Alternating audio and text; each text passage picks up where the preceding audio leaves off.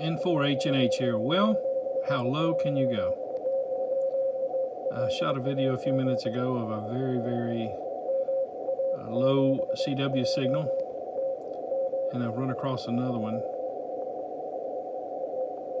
the one you can barely detect.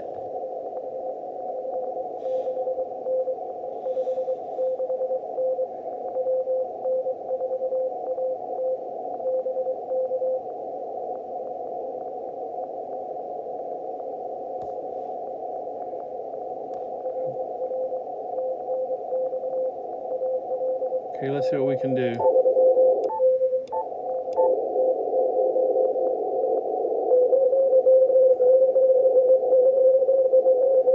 He's getting a pileup.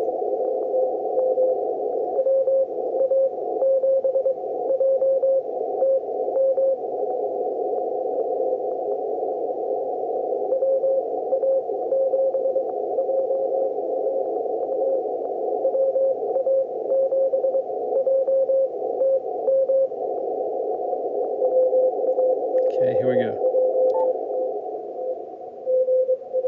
Digital noise reduction, audio peak filter, DSP width 100 Hertz.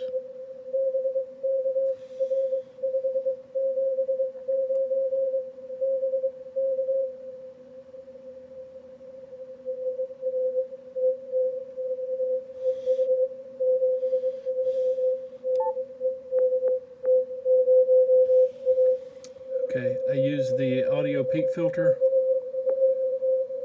and I went negative 20 Hertz. So he's just a smidge off frequency from 14065, but he's literally S0.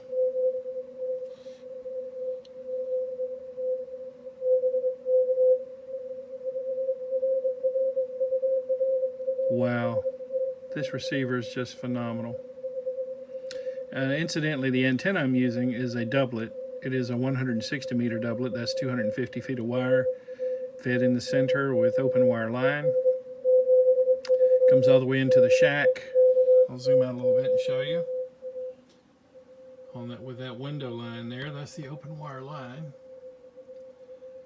And then that line comes into the back of a, not that tuner, although that one has served me very well, but this tuner, a Palstar AT Auto. They're not available anymore. They've got a newer model called HF Auto. I like this one because it tracks my VFO. If I do band changes, here's a little bonus on this video. Check it out. I'm going to switch over to 40 meters, and it's going to change antennas over to the coax input, which is a ZS6BKW, my best 40 meter antenna. Here we go, watch it. And it's bypassing the tuner because the ZS6BKW is resonant on 12, 17, 20, and 40 without the need of a tuner. And it'll work the upper end of 10 meters, the FM portion, without a tuner as well. And if I switch over to, say, 75 meters, 80 meters, sorry, that's 20 meters, and it doesn't need the tuner there. There we go. Going to 80 meters, and the servo motors are going to rotate, and the capacitor is already set, and the inductor is moving along now. It'll settle somewhere in the 300s. So it's remembering the ideal setting to give me a good match on the particular frequency I'm on, which is 3.561.5. So a little bonus there on this video. That's how that antenna works, and it is a great antenna. To go back to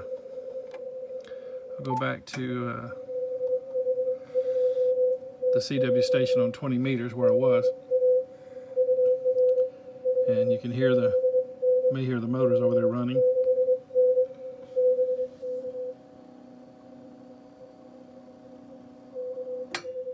There we go. Return to the spot for this particular frequency, and you know, as I change bands, it selects. You can program into it your favorite antenna for each band. Which you know, when I went to 40 meters, it was the ZS6BKW. All right, and think he's finished sending. But yeah, just wanted to give you guys a little bit of bonus there, beyond chasing an even weaker CW signal than I did in the previous video. The doublet on 20 meters makes a lot of difference for those West Coast stations for me. I'll show you a difference here. Little bonus on this video, huh? Okay, come on, send again.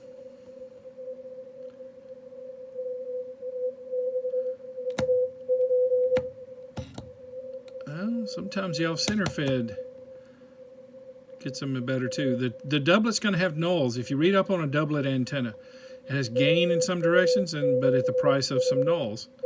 Now that's an off-center fed Fritzl FD4. It's at 50 feet. There's a R5 vertical, Cushcraft. You can't have too many antennas. That's what I tell my XYL. But you really can't, because a lot of times the station fades in on one antenna. You can try another one and they'll be coming up on it. Okay, there's the off-center fed, and it's a 80 meter length, so it's got a little bit of gain up here as well. There's the vertical. There's the doublet. There's the off-center fed. Definitely a little bit better on the off-center fed. Let's try the ZS6BKW when he comes back in there. Wow, look at that. So the ZS6BKW, which is a computer-optimized version of the famous G5RV. Also, in case you didn't know, G5RV falls into the doublet family as well. This one is it's 94 feet across, fed in the middle with open wire line, a little over 39 feet of it. Comes down to a 1-to-1 choke valve, and believe it or not, after that, it's 75 feet of RG8X coming into the shack and screwing into the back of the auto tuner into the coax input. So the ZX-BKW wins this race. But again, yeah, it's even beating the off-center fed. Again, no matter which antenna, here's what it would be like without all that help from the radio.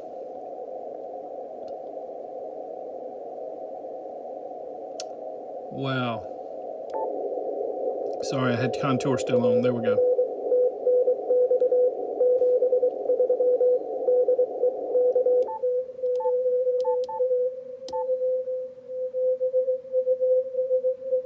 There he is.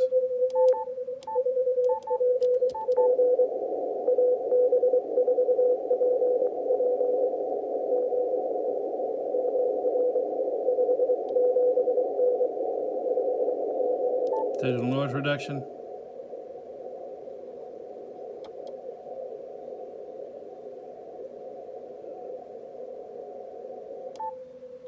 Audio peak filter.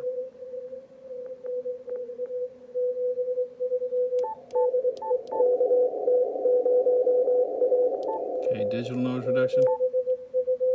Oh, somebody else come in there. Audio peak filter and the DSP filter width.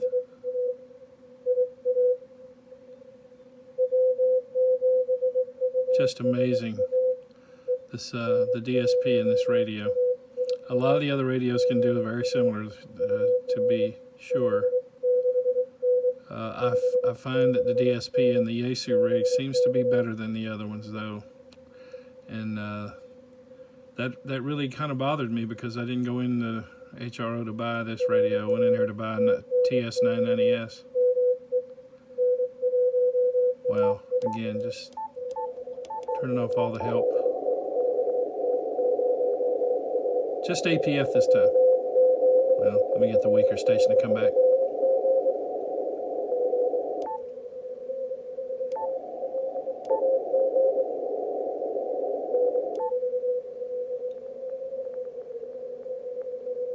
Yeah, just the APF this time, nothing else. And again, he seems to be centered up about 30 hertz low. Don't just press the APF button. You may need to adjust it plus or minus. You can also leave it at 0 and move the VFO a little bit.